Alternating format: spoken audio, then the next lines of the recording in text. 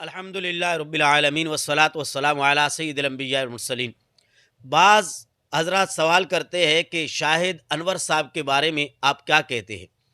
یاد رکھیے گا کہ شاہد انور صاحب کی باتیں بالکل درست ہے، ہاں ان کا جو تکلم ہے، انداز ہے، وہ مناسب نہیں ہے کہ جس سے غریبوں کی تحقیر اور تذلیل نظر آتی ہے۔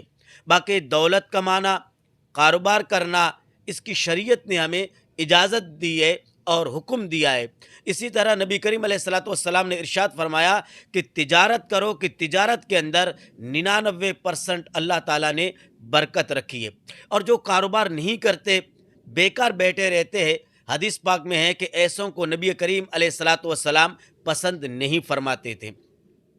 ایک مرتبہ نبی کریم علیہ الصلوۃ والسلام جلوہ افروز ہے، صحابہ کرام بھی ہے، وہاں سے ایک نوجوان گزرے تو صحابہ کرام علیہ رضوان نے عرض کیا کاش یہ اپنی جوانی رائے خدا میں گزارتے، جہاد میں گزارتے، عبادت و ریاضت میں گزارتے۔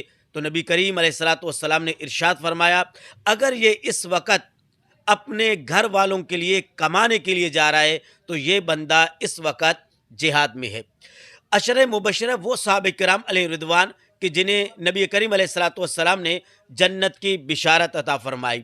اس کے باوجود حضرت عبد الرحمن بن عوف کا جب انتقال ہوتا ہے تو آپ کی 4 بیویاں موجود، ہر بیوی کو 12 لاکھ درم ورثہ میں ملتا ہے۔ تو اس سے اندازہ کرے کہ دولت کمانا برا نہیں ہے، ہاں غلط طریقے سے کمانا، حرام طریقے سے کمانا، ناجائز طریقے سے کمانا، رشوت و سود کے ذریعے کمانا، اس چیز کی مذمت آئی ہے۔ باقی حضرت عثمان غنی رضی اللہ تعالی عنہ کو دیکھ لے، آپ نے 4 مرتبہ جنت خریدی، اور یہ جنت خریدنا عبادت و ریاضت سے نہیں، نماز و روزے سے نہیں، طواف و سعی سے نہیں، بلکہ یہ خریدنا دولت سے ہے کہ آپ نے دولت استعمال کیا۔ یہاں تک کہ ایک مرتبہ اتنی دولت دی، نبی کریم علیہ الصلوۃ والسلام نے ارشاد فرمایا اے عثمان غنی آج کے بعد آپ جو بھی کریں گے اللہ تعالیٰ آپ سے حساب نہیں لے گا۔ تو اس چیز کی مذمت نہیں ہے کہ مال کماؤ، ہاں اس چیز کی مذمت ہے کہ حرام طریقے سے مال نہ کماؤ، ورنہ آج اگر آپ کے پاس دولت نہیں ہے تو آپ دین کا کام بھی نہیں کر سکتے۔ اگر آپ کے پاس پیسہ نہیں ہے تو آپ کچھ بھی نہیں کر سکتے۔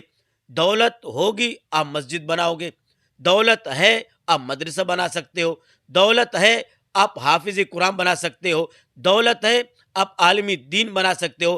بلکہ نبی کریم علیہ الصلوۃ والسلام کی ایک حدیث پاک ہے جسے امام احمد رضا خان علیہ رحمہ نے فتاوی رضویہ کے اندر نقل کیا، فرمایا کہ نبی کریم علیہ الصلوۃ والسلام نے ارشاد فرمایا کہ ایک قرب قیامت میں ایک ایسا دور آئے گا کہ دین کا کام درم سے ہوگا، اور یہ وہی دور ہے جس سے ہم گزر رہے ہیں۔